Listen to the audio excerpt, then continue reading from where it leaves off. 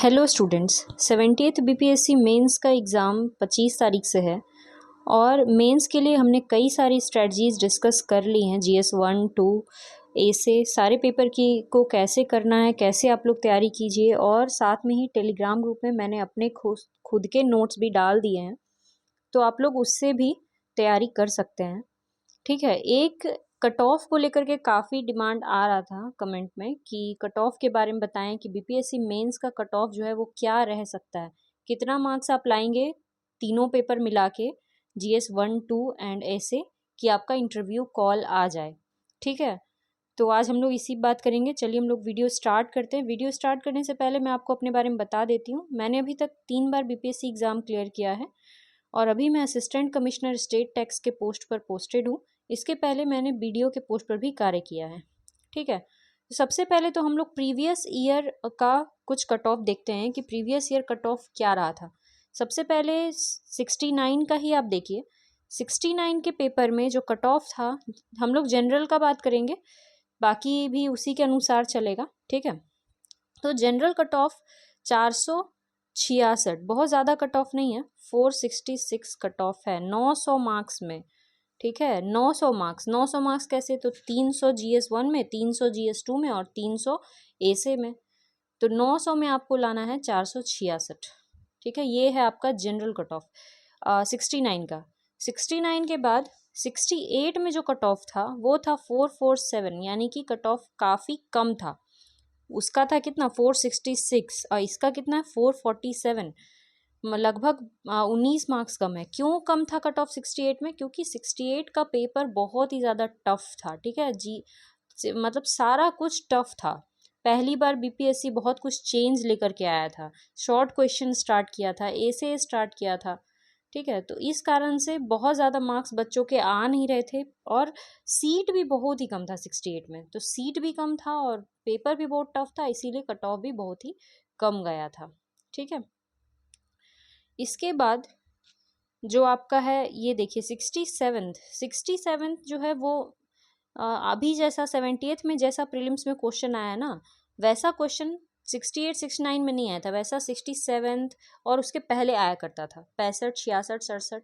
और इस बार जो मार्क्स गया है, मतलब प्रीलिम्स का जो मार्क्स गया है, वो भी उसी रेंज में गया है, 66 67 के आसपास। तो यानी कि मेंस में भी क्वेश्चन जो है वो वैसे ही रहेंगे।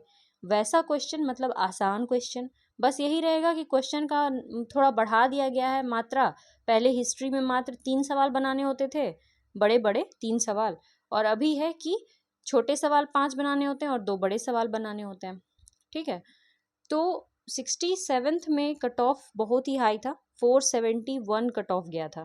ठीक है, इसके बाद ये है आपका 66th। ठीक है, 66th में कट ऑफ गया था 454 और 65th में अभी तक का सबसे कम कट ऑफ 65वीं का था, वो था कितना?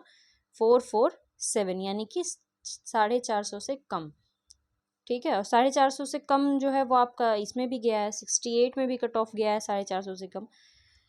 तो इस बार कट ऑफ क्या हो सकता है, सबसे पहले तो इस पर बात करेंगे। इसके बाद हम लोग बात करेंगे कि कट ऑफ सिर्फ पास करना ये नहीं है। अगर आप कट ऑफ पास भी कर लेते हैं, मान लीजिए कि आपका 447 नंबर आया, ऐसे भी लोग थे, ठीक है, जिन्होंने एग्जैक्ट मेंस में इतना ही नंबर लेके आया था मगर उनका नहीं हुआ, उनका लिस्ट में नाम नहीं आया था, इंटरव्यू कॉल उनका नहीं आया था। 447 नंबर भी लाके इंटरव्यू कॉल नहीं आएगा, क्यों? ऐसा क्या कंडीशन है कि कट ऑफ क्लियर करने के बाद भी इंटरव्यू कॉल नहीं आ रहा है? तो हम लोग सारी बातें करेंगे। ठीक है, देखिए सबसे पहले तो हम लोग ये देखते हैं कि यहाँ जो कट ऑफ है, सबसे पहले मैं आपको ये बता देती हूँ कट ऑफ कितना रह सकता है इस बार। इस बार का कट ऑफ जो है वो 460 से आप 75 के बीच में रहेगा। ठीक है, 60 से 75 के बीच में, या 65 से 75 के बीच में कट ऑफ हो सकता है। 65 से 75, सीट बहुत ज़्यादा है और लोग भी तो उसी हिसाब से हैं। पेपर इजी रहने वाला है, बहुत टफ नहीं रहेगा। मतलब पेपर जो है ना वो अपना ट्रेडिशनल लाइन पे ही रहेगा। ट्रेडिशनल लाइन मीन्स कि आप अगर प्रीवियस ईयर क्वेश्चन सही से किए हैं, अगर सही से आपने शॉर्ट नोट्स पढ़ा है, तो आप पेपर को लिख सकते हैं, ठीक है। तो आपका जो कट ऑफ है वो इतना इस बार रह सकता है। और इतना आप लाएं कैसे, पहला क्वेश्चन है कि इतना मार्क्स आएगा कैसे। तो देखिए, इतना मार्क्स जो लाते हैं, अगर हम लोग सिंपली 150 की बात करें कि 150 GS1 में, 150 GS2 में और 150 ऐसे में, तो आपका 450 मार्क्स हो जा रहा है। लेकिन आपको कहीं तो मार्क्स बढ़ाना पड़ेगा ताकि आपका जो है 500 के आसपास पहुंचे। 500 से ऊपर लाइएगा तब ना बढ़िया रैंक मिलेगा। तो 500 लाने के लिए आपको क्या करना होगा, GS1 के मार्क्स को बढ़ाना होगा। GS1 का मार्क्स आसानी से बढ़ता है। 184 मार्क्स आया था मेरा, आप लोग 190 एबव भी ला सकते हैं, ठीक है। पहले तो लोगों का ऑप्शनल हुआ करता था तो लोग उसमें बहुत ज़्यादा नंबर ले आते थे, पर अब ऐसे है और ऐसे में बहुत ज़्यादा मार्क्स मिल नहीं रहा है, ठीक है। और GS2 का हाल सब कोई जान ही रहा है कि GS2 में तो किसी किसी को 136, 146 इस तरह से 150 से ऊपर मार्क्स बहुत कम को मिलता है, 156, 160, अगर बहुत अच्छा GS2 लिखें तब। GS1 में मार्क्स लाना बहुत ही मतलब आसान है एक तरह से। DI बना लीजिए, 72 आउट ऑफ 72 DI में आ सकता है। और इसके बाद हिस्ट्री तो वही रहेगा, आपको वही संथाल, मुंडा, मौर्य, पाल, पटना कलाम, यही सब पढ़ के चले जाइए। चंपारण, क्विट इंडिया, यही सब पूछेगा। और इसके बाद आपका जो IR सेक्शन रहेगा, IR सेक्शन का नोट्स भी मैंने दे दिया है, आप लोग उसको रिवाइज कर लीजिएगा, उसमें IR आप कंप्लीट कर सकते हैं, ठीक है। तो आपको GS1 पे फोकस करना है ज़्यादा कि GS1 में आपका मार्क्स अच्छा होना चाहिए। DI का प्रैक्टिस अच्छा करना है ताकि 500 से ऊपर आपके मार्क्स रहें, ताकि आपका आप रैंक होल्डर हो जाए, ठीक है। क्योंकि आप ये देखिए, इन दोनों के मार्क्स में डिफरेंस देखिए कितना है। फाइनल का ये कट ऑफ है और ये है मेंस का कट ऑफ, कितना है, 552 है, 466 है, लगभग 90 मार्क्स का डिफरेंस है, 86 मार्क्स इंटरव्यू में, है ना। अगर मान लीजिए मेंस में आप 466 लेके आते हैं तो इंटरव्यू में कम से कम 86 लाना पड़ेगा, जो कि हर बच्चे को नहीं मिलता है। जो एवरेज है ना इंटरव्यू का वो है 70-75 एवरेज मार्क्स है।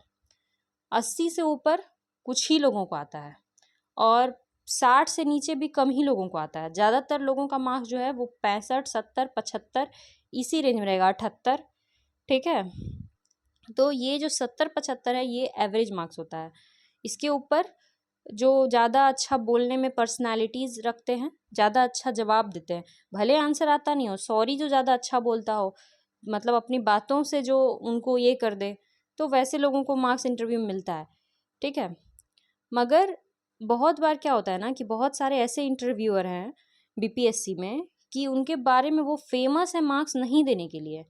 बहुत अच्छा स्टूडेंट जिसको 90 एबव भी मतलब कि किसी साल आया इंटरव्यू में, उसको वो लोग देते हैं 70-72, ठीक है। ऐसा वहाँ पे बोर्ड है, अगर उस बोर्ड में आप पकड़ा गए तो मार्क्स कम ही आएगा, ये निश्चित है कि इस बोर्ड में जो टीचर हैं वो कम ही मार्क्स देते हैं। और कोई कोई ऐसा बोर्ड भी है जो ज़्यादा मार्क्स भी देने के लिए फेमस है कि ये बोर्ड है तो अच्छा बोर्ड है, ज़्यादा मार्क्स देगा। तो आप इंटरव्यू पे रिलाई नहीं कर सकते कि इंटरव्यू वाले दिन आपके साथ क्या घटना घट जाए, ठीक है। हो सकता है कि कुछ ऐसा हो जाए, तबीयत खराब है, आवाज़ नहीं निकल रहा है बहुत समस्या हो सकता है, डर है। तो आपको क्या करना है, मेंस को बेहतर बनाना है और मेंस को बेहतर बनाने का अभी समय है। मेंस को बेहतर बनाइए, क्योंकि मैंने देखा है मेरे बैच में एक वीडियो हैं जिनका ज़्यादा मार्क्स नहीं आया था, 50-55 मार्क्स आया था इंटरव्यू, मतलब बहुत ख़राब मार्क्स था, ठीक है। 50 मार्क्स बहुत ख़राब मार्क्स होता है इंटरव्यू में, तो बहुत ही ख़राब मार्क्स था, मगर उनका जो है सिलेक्शन हुआ, वो वीडियो है, ठीक है। तो ऐसा भी हो रहा है, इंटरव्यू में कम मार्क्स आने के बावजूद सिलेक्शन कैसे हुआ, मेंस बहुत तगड़ा रहा होगा, है ना, काफ़ी बढ़िया नंबर आया होगा मेंस में, अच्छा राइटिंग स्किल होगा, ठीक है। तो मेंस पे फोकस कीजिए, अगर मेंस पे आप फोकस करेंगे तो इंटरव्यू अपने आप जो है, अगर आपको मन में वो रहेगा ना कि मेरा मेंस बहुत अच्छा हुआ है तो इंटरव्यू में भी आप अच्छा कर सकते हैं। तो ये पहला चीज़ हो गया कि मेंस पे फोकस कीजिए, इंटरव्यू पे नहीं। और मेंस में GS1 को जो है बहुत ही ज़्यादा आपको वो करना होगा, बहुत ही अच्छे से लिखना होगा। इसके बाद GS2, उसके बाद ऐसे, क्योंकि ऐसे जो है वो नया सब्जेक्ट है BPSC के लिए, तो नया सब्जेक्ट में मार्क्स जल्दी नहीं मिल रहा है, ठीक है। ये हो गया आपका एक सवाल हो गया। दूसरा सवाल जो था, जो हम आपको बताए कि हो सकता है कि किसी स्टूडेंट का 466 ही नंबर आए मगर उसका सिलेक्शन नहीं होगा, ऐसा होता है। ऐसा इसलिए होता है क्योंकि मान लीजिए सीट जो है वो तो लिमिटेड है, मान लेते हैं 1000 सीट है, ठीक है, और जो हजारवां नंबर पे 3-4 बच्चे हैं जिनका 466 आया है 1000वें नंबर पे। अब ये जो 1000वां नंबर का जो सीट है वो इन सब में से किसको मिलेगा? जिसका डेट ऑफ बर्थ ज़्यादा होगा, यानी कि जिनका एज ज़्यादा होगा। यहाँ पे बीपीएससी में देखिए एज का फ़ायदा होता है, जो बूढ़े होते हैं ना उनको फ़ायदा मिल जाता है, और जो नया बच्चा होता है 21-22 साल का वो यहाँ पे मात खा जाएगा, उसको नहीं मिलेगा सीट, और जिनका एज ज़्यादा होगा उसको मिल जाएगा। अब मान लेते हैं कि 4 लोग का 466 था, एज के हिसाब से देखा गया तो 2 लोग का एज एकदम मैच कर रहा है, same date of birth, 466 same date of birth. अब इन दोनों में से किसको, मतलब ये वाला सीट किसको मिलेगा जो 1000वां नंबर का सीट है? तो इन दोनों में से जिसका ऑप्शनल में ज़्यादा मार्क्स आया होगा, ठीक है, मान लीजिए कि एक का ज्योग्राफी होगा एक का हिस्ट्री होगा, और ऑप्शनल में जिसको ज़्यादा नंबर आया होगा उसको ये सीट मिल जाएगा। समझ में आया? बीपीएससी में क्या होता है ना, एक एक दो दो नंबर पे लोग लड़ रहे हैं, पॉइंट पॉइंट के लिए लड़ रहे हैं, और यहाँ पे लोग कहते हैं कि नहीं ऑप्शनल जो है वो बस ऐसे ही है, ऐसे ही नहीं है। ऑप्शनल के कारण आपका जो है रैंक अच्छा हो सकता है, रैंक खराब भी हो सकता है, आप अंदर भी हो सकते हैं बाहर भी हो सकते हैं। मेंस का एग्ज़ाम में हर चीज़ इंपॉर्टेंट है, ठीक है, तो मेंस का एग्ज़ाम बहुत ही ज़्यादा इम्पॉर्टेंट है, और कट ऑफ जो है वो रहने वाला है कितना, 470-75 के आसपास, इतना तो ज़रूर रहेगा, इतना कट ऑफ रहेगा। तो इसके लिए आपको उस हिसाब से प्रिपरेशन, 900 में 470 लाना बहुत बड़ा बात नहीं है, पहले भी लोग लाए हैं, लाते हैं, लेकिन 470 से ऊपर का सोचिए, 500 के ऊपर का सोचिए, कम से कम 530 535 इतना तो आना ही चाहिए। और ये कैसे आएगा? जब आपका तीनों सब्जेक्ट पे पकड़ मजबूत होगा, और GS1 पे तो बहुत ही भयानक आपका पकड़ होना चाहिए, उसके बाद 2 पे भी बहुत ध्यान दीजिए, और ए से भी लिखिए, ठीक है। तो ये था पूरा वीडियो, अगर कुछ इसमें छूटा तो नहीं है, नहीं बस इतना ही बताना था। कुछ आपको डाउट है किसी तरह का तो अब आप लोग कमेंट सेक्शन में पूछ सकते हैं, तो आपका डाउट भी क्लियर किया जाएगा।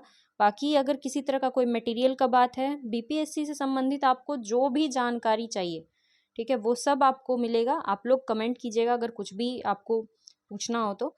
तब तक के लिए आप लोग को all the best for exam. Thank you very much.